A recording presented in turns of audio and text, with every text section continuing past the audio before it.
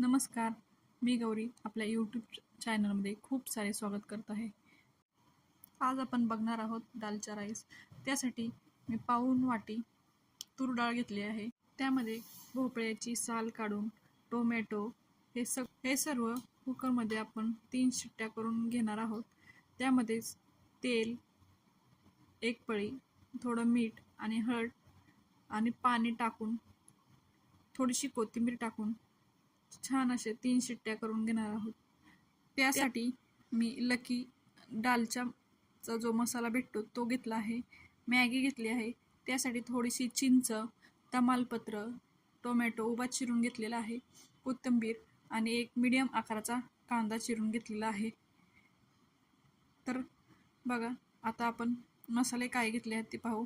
इथे मी मिरची पावडर घेतली आहे, दालचा मसाला जो दाखवला होता तो, मॅगी मसाला, थोडा गरम मसाला आणि सांबार मसाला हे सर्व मसाले घेतले आहेत.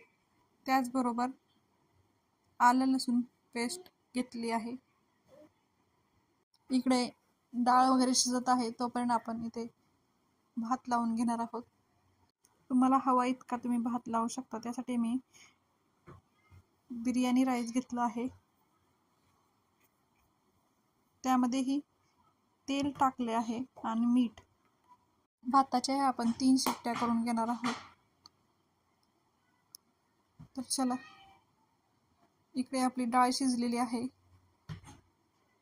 तर आपण आता फोडणीची तयारी करूया. डाळ बघा किती छान शिजलेली आहे. त्यात टाकलेला भोपळाही छान शिजलेला आहे. येथे मी कढईमध्ये 2 पळी तेल टाकून घेतले आहे.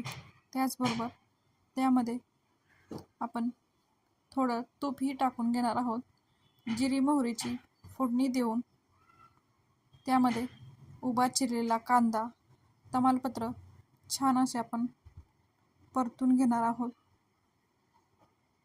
आणि टोमॅटो ही त्यातच टाकून छान परतून घेणार आहोत. जी चिंच घेतली होती त्याचा तुम्ही चिंचचा कोळीही करू शकता, पण मी डायरेक्ट चिंच टाकून घेतली आहे. आणि इन्स्टंट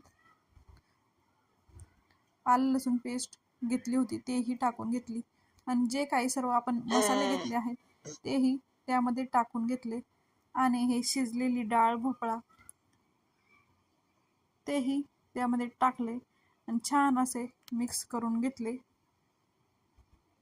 आपल्याला जेवढे घट्ट पातळ हवं आहे त्यानुसार आपण त्यात पाणी टाकून घेणार आहोत. तर बघा, आपली दालचा राईस रेसिपी तयार झाली आहे.